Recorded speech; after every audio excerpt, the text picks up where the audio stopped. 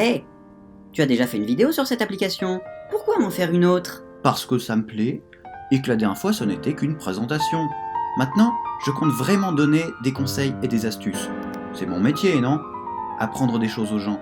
Et donc pas forcément que parler l'ancien sémigalien, lancer des boules de feu, ou chanter sous la pluie. Il y a d'autres choses qui peuvent intéresser les gens. Ok, roule. Mais ne sois pas en retard ce soir. Tu as rendez-vous avec les Nibelungen, je t'en rappelle. T'inquiète, j'enregistre et j'y vais.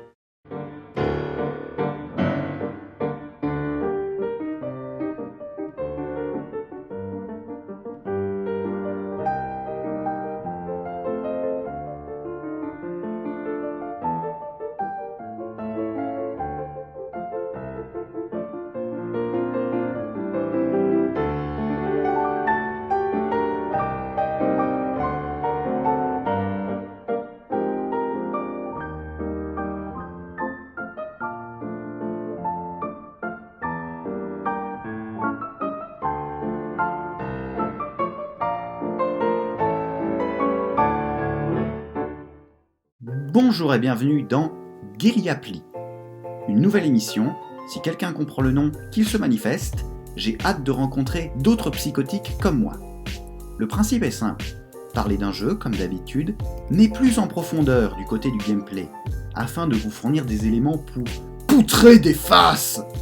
Dans la paix et l'amour, bien sûr, nous sommes ici des non-violents. La tête de Quetzal que j'ai arrachée, je la mets où? Sur la table, à côté des plaques d'adamantium que Jean a pétées. Cessons ici les digressions. Ce format a pour but d'être un peu plus sérieux. On verra si je réussis.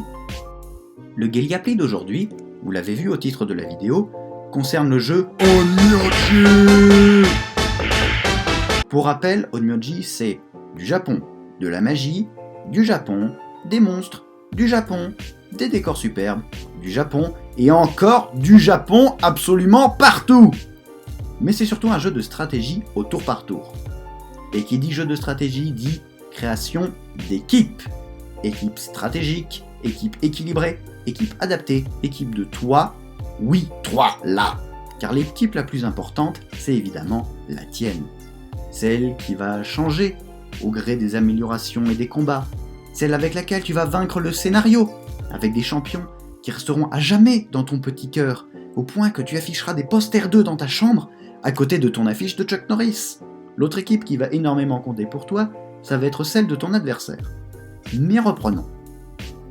Une équipe stratégique, c'est une équipe qui fonctionne selon une stratégie. Donc, qui a une suite d'actions précises à faire, qui mène théoriquement à la victoire.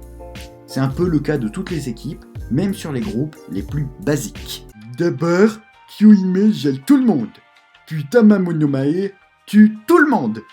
Nyeh, je suis un génie de la stratégique. Mais souvent, c'est quand même plus complexe et intéressant que cela. Ensuite, ce sont les équipes équilibrées.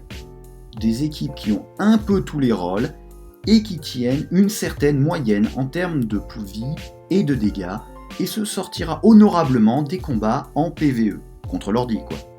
Une équipe peut parfaitement être équilibrée et stratégique en même temps, c'est en fait très souvent le cas, voire tout le temps. Mais attention, quels sont les rôles dans ce jeu? Eh bien, ils ne sont pas clairement formulés. Mais si on reprend des termes de jeu en ligne, on a deux grandes familles. Les DPS, moi tout taper, et les supports, moi l'empêcher de mourir. Les DPS sont divisés en deux branches. Les DPS mono-cibles, qui tapent très fort un seul ennemi, et les DPS de zone, qui tapent tous les ennemis, mais moins fort. Simple. Basique. Les supports, quant à eux, sont mis à une place d'honneur dans les combats de haut niveau, car ce sont ceux qui vont permettre aux DPS de réussir ou non leur mission de tuer tout le monde. De plus, il y a de nombreux types de supports. D'abord, l'archi-classique support soigneur, ou healer, pour ceux qui préfèrent la langue de C.S. Lewis. Sa mission, soigner ses alliés dès qu'ils ont un bobo, et voilà! Généralement, leurs soins sont calculés en fonction de leur PV max. Donc ce sont des gros sacs à viande intuables. Comme ma Momo, qui est la plus belle, soyez pas jaloux. Ensuite, le soigneur protecteur. D'une manière ou d'une autre, il va mettre un bouclier entre son allié et la lame de son ennemi, aux grandes dames de ce dernier, qui aura l'impression de taper dans le vent.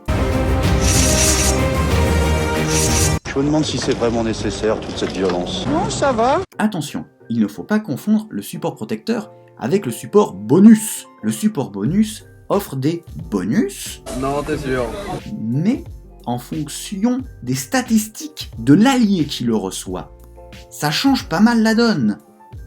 Un DPS qui reçoit un bonus de 15% de défense reçoit beaucoup moins de défense qu'un support qui est déjà très bien protégé.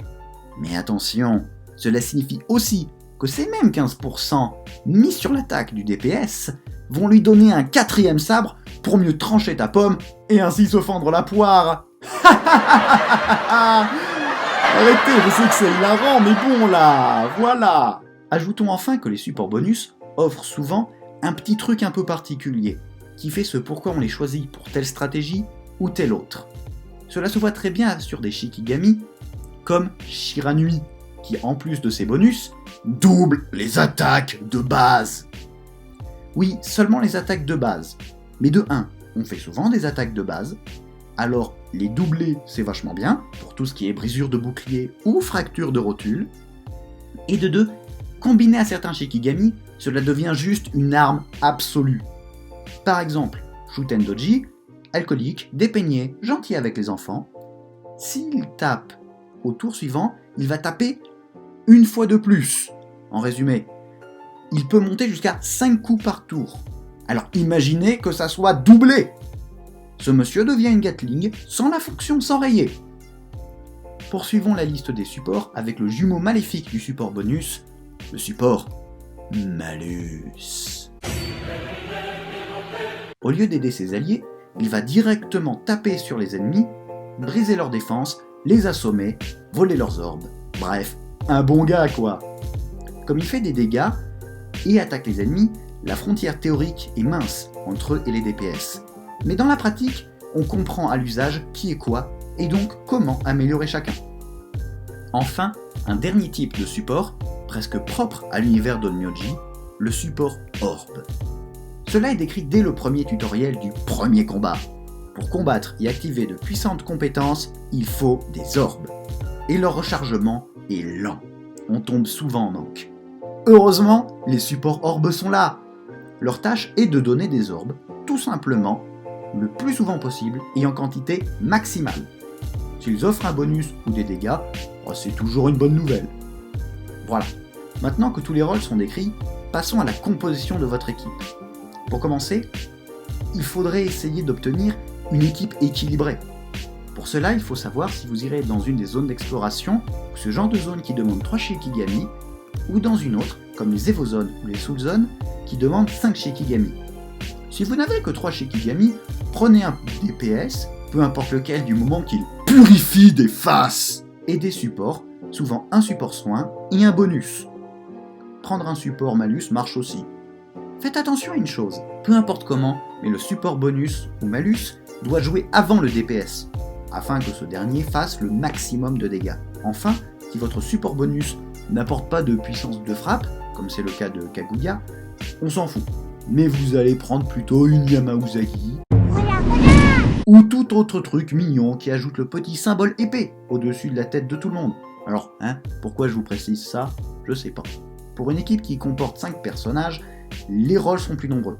Il vous faut un support orbe, c'est obligatoire. Ensuite, votre support bonus ou malus, qui doit agir le plus rapidement possible. Ensuite, vos DPS. Ici, vous pouvez en prendre 2, un mono-cible et un de zone. Le second pour entamer la vie et faire sauter les éventuelles protections, et le premier pour abattre le DPS adverse qui a eu l'audace de survivre. Ensuite, ils passeront au carnage sur les supports.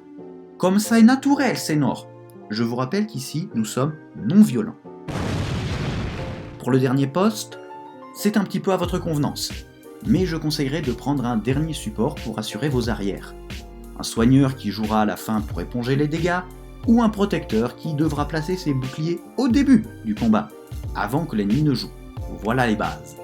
Maintenant, une petite note. D'abord, sachez que votre équipe sera amenée à changer, évoluer souvent. Selon l'adversaire, vous ne pourrez que rarement vous y prendre toujours de la même manière. Il y aura, c'est certain, une stratégie avec laquelle vous serez plus à l'aise. Mais certains personnages en contre d'autres, et certaines alliances servent de manière quasi spécifique dans certaines situations. Ce sont les équipes adaptées qui correspondent à une situation donnée. Ne soyez pas en colère après une défaite. Réfléchissez à comment l'adversaire a gagné. Enfin, je voudrais vous donner 2 conseils. Ne sous-estimez jamais L'importance d'une bonne reconnaissance. d'une bonne guilde. Un onmyoji sans guilde, c'est un onmyoji qui ne progresse pas ou à la vitesse d'un escargot arthritique. Le rythme qui vous est accessible, les récompenses des quêtes de guilde, les échanges d'éclats de Shikigami, tout cela est payant sur le long terme, et vous pourrez devenir pote avec des gens formidables qui pourront vous apporter énormément en matière de connaissance du jeu et que vous-même serez fiers de pouvoir aider quand ils seront dans le besoin. C'est bon? Tu me donnes mon éclat d'Igambana maintenant? Ensuite, vérifiez régulièrement les saules de vos Shikigami. Je ne vous en ai pas parlé parce que cela aurait été trop long et trop ennuyeux. Mais je pense qu'il vaut mieux traiter cela avec des Shikigami au cas par cas. Mais vérifiez vos saules. Des fois que vous soyez récemment tombé sur pile la bonne, celle qui a plus 12 en vitesse au lieu de plus 11. Réellement, un rien peut changer le cours des choses. Un simple grain de riz peut faire pencher la balance. Un Pourcent de critique. peut faire la différence entre victoire et défaite. Bien, cette vidéo touche à sa fin. J'en ferai sans doute quelques-unes sur les formations en duel ou pour certaines zones. Je sais que je n'ai pas parlé des zones Myoji.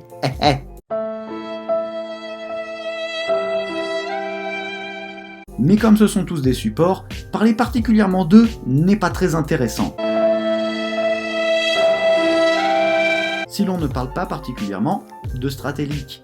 Alors à une prochaine fois les copains. Et pour vous et moi, chers spectateurs, j'espère que ce format Un rien différent vous aura plu, et je vous dis à la prochaine, au plaisir de se revoir, quelque part dans cet univers.